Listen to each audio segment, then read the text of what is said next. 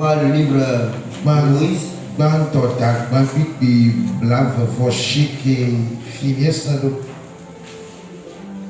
Genèse 1er, le verset 29.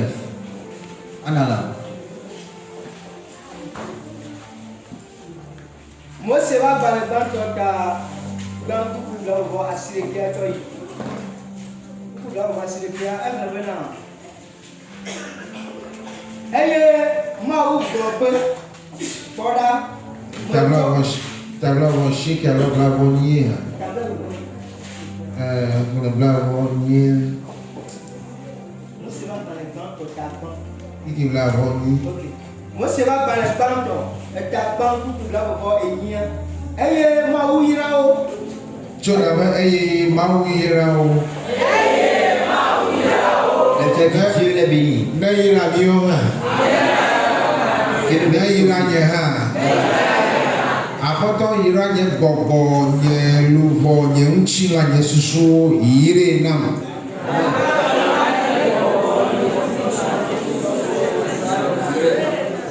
Ɔyà vi o wolo la dagba pe la dagba la tɔ yi gbɔdo. Apotɔ yira nye gbɔgbɔ nye luvɔ nye susu.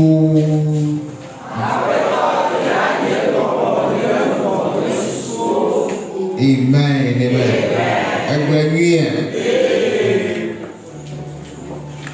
Seigneur, bénis mon âme, mon corps et ma pensée.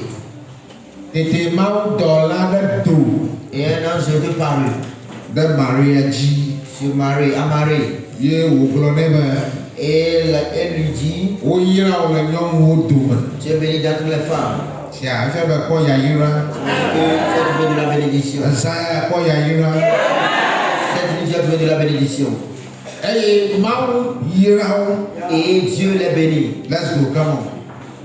Eye mawu yirawo, eye mawu gblɔ na wo bena midi ne miasɔgbɔ, eye miayɔ anyigba la dzi, eye mianye agbo ɖe edzi, miaɖu ƒumelãwo kple dziƒoxɔ dodoewo kple lã siwo katã zɔna le anyigba dzi la dzi. Egatɔ esawo yɔ le gea. De la nourriture en abondance des Chora the sister esaya le gea lugu yɔ le gea. My God. Alamoro mi ka ma yɔ be sakɔ. Ouais, regardez comment Dieu nous bénit avec les nourritures de l'aliment en abondance. Et quelques-uns, ils sont trop excellents dans ceci, on les appelle les gourmands en fait, les accords. Nɔviwo, Mon frère, Mawu nana Dieu donne. Kain kple Abel wowɔ ɖoɖo be woana nu. Et Caïn et Abel avaient fait un programme de donner à Dieu. Vɔ Kain ƒe nɔ etɔa wɔwɔ mexɔ nukpɔkpɔ me nye menya mi dzɔ ɖe wo dzi o. Satana ƒe lé wo nena gbegbea. Mais quant aux parents de ces deux-là, c'est-à-dire le parent de Caïn et d'Abel, eux n'avaient pas eu cette vision-là. Je ne sais pas si c'est Satan qui les a cachés, Satan qui les a hypnotisés, je ne sais pas. Ame le agbeme wo dzi amea tso ɖevi kakaka ya mena nukpɔ kakaka va ɖo ƒe blatɔa. Ame la te na nye. Peut-on imaginer ceci, quelqu'un qui était né depuis le sein de sa mère, après sa naissance dans ce monde, de 1 an ou bien de 1 mois jusqu'à 50 ans, il n'a jamais donné. Peut-il exister? Il a quoi là dans le soin bon? Et là, ici, miraculeusement, le Papa, mia tobi gambo mia mama gaya ne ba so be ti ne ko la fi ne ke bo na nu ha e na futo o ji vi ya nyi wa mi me le provision be nya wa na no for sana ma. Vous voyez, les deux ancêtres là, c'est-à-dire Adam et Ève, quand j'ai lu l'histoire les concernant, c'est-à-dire je n'ai même pas croisé de regard quelque part où il est écrit, ils ont donné. Au fait, ils ont eu donné naissance à des enfants, hein. Mais en ce sens de donner, le côté donner, non. Noah, hey, tono, anigba bonya fugo. Na nu ma oui. Ouais, Noé, après le déluge, quand la terre fut sèche, il a fait un don à Dieu. Nous n'avons ye wotsɔ dɔ xixia katã ɖo ye mawo gblɔ bena ye magana tsi na xɔ xixia katã ale ye wɔea yi ke fia be vɔsa elus na satana ƒe aɖavɔwo le ame ƒe agbe me ta ne wɔ vɔsa Miawe on samba et non robe on ça Satan va faire le problème.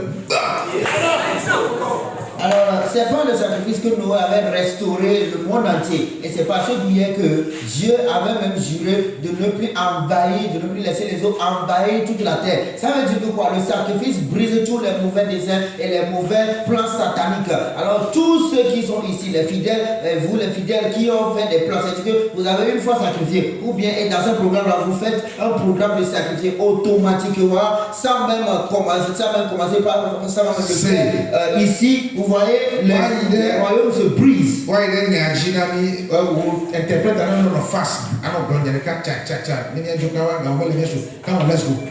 Vous là voir assis le cœur. Yes. Vous là voir assis le cœur maintenant. Aïe, ma ou bloqué. Et Voilà, moi tu nous mieux. non c'est le. Moi tu nous mieux tu coup si au katan le ani dans bliboladi. Plein ati si au katan tena Et si on me coule là Nami. Ben là on va nous doudou nami. Yes, quand. Vous là toi avec le maintenant. Et Que beoble amagbo kata na nye nududu na anyigba ti la o kata kple zibo xe dodo o kata kple nusi o kata kana si o me agbele le anyigba dzi eye o va me nenema. Tsɔ bli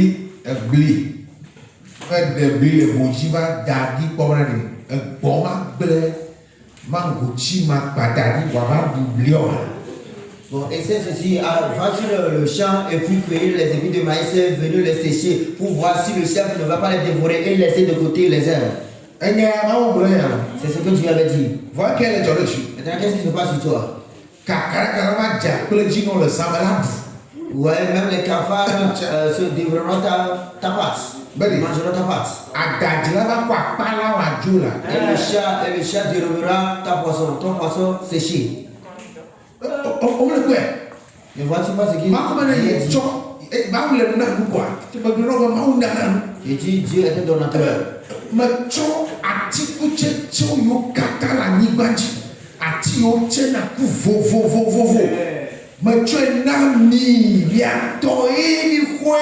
Dieu dit, je vous donne tous les arbres, les différents arbres fruitiers sur la terre, je vous les donne, c'est pour vous. Mais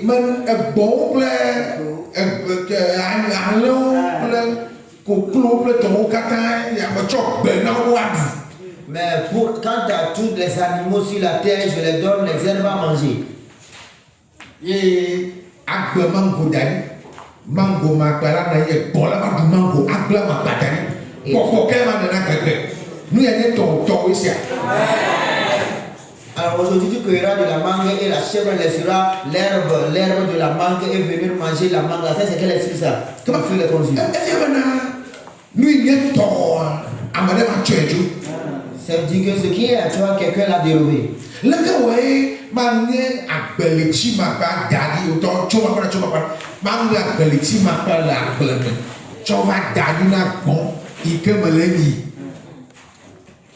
ye ma bo agbeli dadi bon la jo la agbelichi ma pa ya ma chona me ne du akọ wa va je agbeli nyama ya amadu ala ko to fufie bon na va je ti we ya mais il y a pas de là, le sang est tout là. Comment puis-je cueillir les herbes du manioc pour le déposer ou bien pour le donner à la chèvre que j'élève et à côté là, j'ai déraciné le tubercule de manioc pour ensuite faire le foufou avec la chèvre là va laisser les herbes là et venir manger le manioc que j'avais programmé manger. Vous voyez ça en ce moment, c'était une guerre, ce sera une bataille. Alors on est sur un champ de bataille. Là quand voilà tout le temps, on va soigner les filles. Non, mais quelqu'un va faire c'est possible là. Comment un démon dessous la mer va venir épouser la femme là que moi j'ai épousée ici? Est-ce que c'est possible? Ça t'en a trop pour un mot kata. Pour le sang, mais lui, ok, quand on a fait l'autre, dans d'autres sang. Satan a inversé toutes choses que Dieu a fait. Mais toutes les choses que Satan a renversées cette nuit, il y a restauration qui arrive. Et le ciel, il m'a dit normalement, moi, je ne peux pas manger la sauce à demain. Alors là, le ciel, il m'a dit, Ouais, normalement. Et vous voyez, normalement, c'est pas à moi d'aller chercher les feuilles d'herbe et les herbes pour ensuite me les manger. Alors ici, tu dois comprendre que ce qui est à toi doit revenir à toi.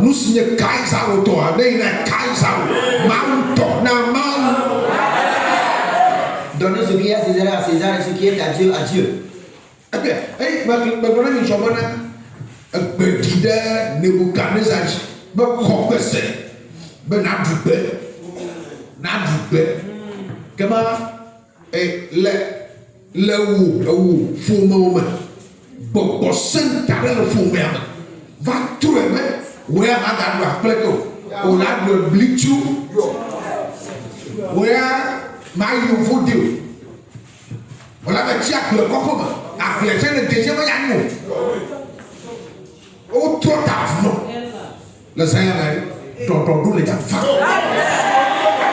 Alors, je devais savoir que la voix se fit attendre sur Nebuchadnezzar.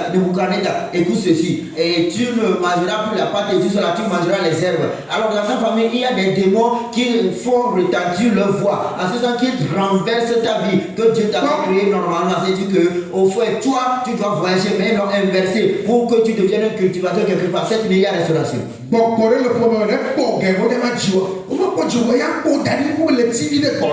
Pharaon va dégager maintenant. On dirait que Dieu m'a dit, là va pas Égypte. Voilà, tu viens de voilà.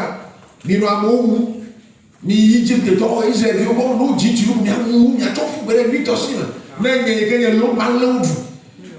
Les mamans me veulent voir maintenant que Goji, Mose, qui n'est pas Égypte. Toto garde chon. Mose il caca no toji au cœur de toji vous fitigue et toi là pour le caca le gars pharaon pour fond et il va chier là et bam que tu ça non chier le pour me de la famille donc pour me calmer va chier donc au dauda clouvi mais quand on regarde la devine que il tombe formé que tu le blona nyama na bana tu bien wa yo Mose quoi au ploto haham veve seseme emegbe azufia amen ya ira nya wo yo icho ma wo go me fo prophet o to e ke na dam na